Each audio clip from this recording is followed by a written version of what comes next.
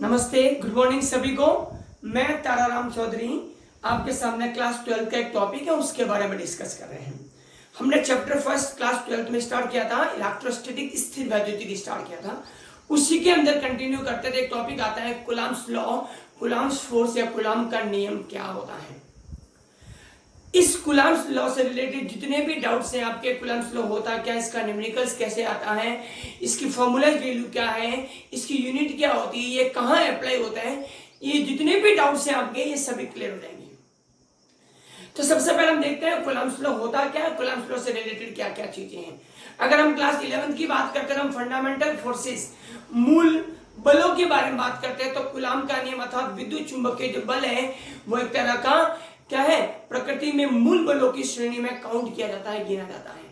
तो आज हम कूलम्ब्स लॉ के बारे में डिस्कस करने वाले हैं। देखिए कूलम्ब्स लॉ कहाँ अप्लाई होता है, सबसे पहले इनके बारे में डिस्कस करना चाहते हैं।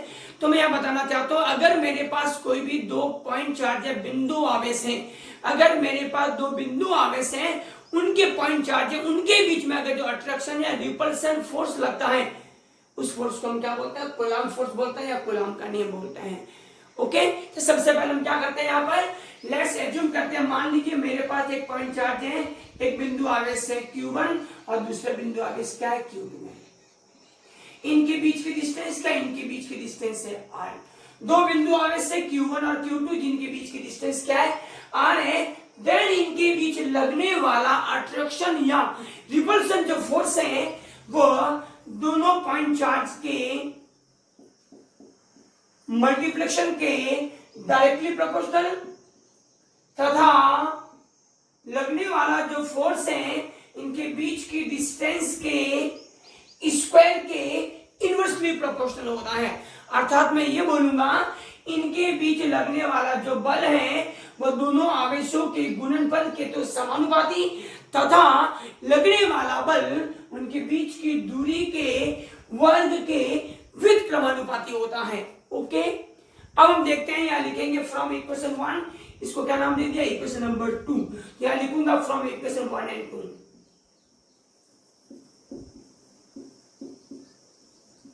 क्या मिलेगा, वी गेट क्या आएगा, F is directly proportional to Q1 Q2 by R square. जब इस डायरेक्टली प्रोपोर्शनल समानुपाती को यहां से हटाते थे, कांस्टेंट लगता है F इक्वल्स टू के Q1 Q2 by R square. यहां पर F क्या है, F है दोनों पॉइंट चार्ज के बीच लगने वाला अट्रैक्शन या रिपल्सन फोर्स है। Q1 और Q2 क्या है, पहला और दूसरा पॉइंट चार्ज है। R यहाँ पर क्या है, इनके बीच की क्या डिस्टेंस है। देन यहाँ पर K, यहाँ पर क्या है, K एक नियतांक है जिसे आप लोग परावैद्युतांक बोलते हैं, और इसकी वैल्यू कितनी होती है, 9 इंटू 10 की पावर 9। क्या होती है, 9 इंटू 10 की पावर 9। इसकी यूनिट होती है न्यूटन इंटू मीटर स्क्वायर पर कूलम्ब स्क्वायर। के यहाँ पर एक नियतांक है जिसे आप लोग परावैद्युतांक बोलते हैं। इसकी वैल्यू कितनी होती है, 9 इंटू 10 की power 9 newton into metre square पर कूलम्ब स्क्वायर होती है। ओके, ये फॉर्मूला जनरली आप लोग काम में लेंगे जब अभी न्यूमेरिकल्स की बात करते हैं, तो आप लोग यही फॉर्मूला काम में लेंगे। जब भी दो आवेशों के मध्य बल के बारे में हमें या बल कैलकुलेट करना है, देन सिंपल फॉर्मूला अप्लाई करेंगे, F equals to K Q1 Q2 by R square. अब बात करते हैं, अगर इन दोनों पॉइंट चार्ज के बीच में फ्री स्पेस है, मीडियम नहीं है, वैक्यूम है, देन बात करते हैं तो इस K की वैल्यू यहाँ पर पुटअप करेंगे, वो होगा 1/4 पाई एप्सिलॉन। जब आप लोग फ्री स्पेस की बात करते हैं, दोनों पॉइंट चार्ज के बीच में वैक्यूम है, फ्री स्पेस है, उस कंडीशन में K की वैल्यू क्या होती है, 1/4 पाई एप्सिलॉन। और इसी को सॉल्व करते हैं तो इसकी वैल्यू कितनी आती है, 9 इंटू 10 की power 9 newton into metre square पर कूलम्ब स्क्वायर आती है। अब यहाँ पर ये एप्सिलॉन क्या है, इस एप्सिलॉन को बोलते हैं निर्वात की विद्युतशीलता, निर्वात की विद्युतशीलता बोलते हैं, या फिर बोलते हैं इलेक्ट्रिक परमिटिविटी इन वैक्यूम बोल दीजिए। क्या ये इलेक्ट्रिक परमिटिविटी इन वैक्यूम है, इसकी वैल्यू भी होती है, कितनी होती है, 8.85 इंटू 10 की पावर माइनस का 12 coulomb square upon newton into metre square.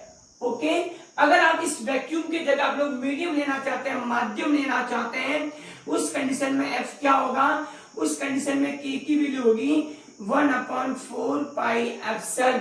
जब यहाँ पर, अब यहाँ पर क्या होगा, जब माध्यम लेंगे तब K अर्थात परावैद्युतांक का मान क्या होगा 1/4 पाई एप्सिलॉन, और एप्सिलॉन यहाँ पर क्या है माध्यम की विद्युतशीलता, निर्वात की जगह यहाँ पर क्या आ जाएगा माध्यम की विद्युतशीलता है। और ये अलग अलग मीडियम, जो भी आप मीडियम रखते हो सबकी अलग अलग विद्युतशीलता क्या होती है अलग अलग होती है। ओके, अब देंगे देन फोर्स क्या होगा Fm अर्थात माध्यम में बल, K की जगह क्या पुट अप करेंगे 1/4 pi epsilon and Q1 Q2 upon R square. सिर्फ मैंने K की जगह क्या पुट अप किया 1/4 पाई एप्सिलॉन एंड रिमेनिंग क्या रहा मेरे पास Q1 Q2 by R square.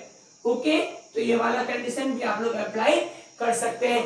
इससे अगर आप लोग फोर्स फाइंड आउट करना चाहते हैं इससे, तो फोर्स का फॉर्मूला क्या आएगा F इक्वल टू K की जगह क्या पुट अप किया 1/4 pi epsilon Q1 Q2 by R square. Okay, ये कब है जब आप लोग फ्री स्पेस अर्थात निर्वात की बात करते हैं तब F की वैल्यू ये होगी, जब मीडियम की बात करते हैं तो F की वैल्यू ये होगी। इनके बीच में एक वर्ड और आता है जिसको आप लोग एप्सिलॉन R से रिप्रेजेंट करते हैं, इसको रिलेटिव परमिटिविटी बोलते हैं, आपेक्षिक विद्युतशीलता बोलते हैं। इसका मीनिंग होता है epsilon upon epsilon not. It means माध्यम की विद्युतशीलता और निर्वात की विद्युतशीलता का जो रेशियो होता है, अनुपात होता है, उसे उस माध्यम की क्या कहते हैं आपेक्षिक विद्युतशीलता कहते हैं। और चूंकि ये एक रेशियो है, अनुपात है, इसलिए इसकी कोई भी मोल मात्रक नहीं होते। ओके, और भी कोई डाउट्स है आप मुझे कमेंट सेक्शन में कमेंट कीजिए। ओके, और मेरा टेलीग्राम चैनल है physics with engineer TR Chaudhary, उसको भी ज्वाइन कर लीजिए और मेरे यूट्यूब चैनल को ज्यादा से ज्यादा शेयर और सब्सक्राइब करें। धन्यवाद, थैंक्स।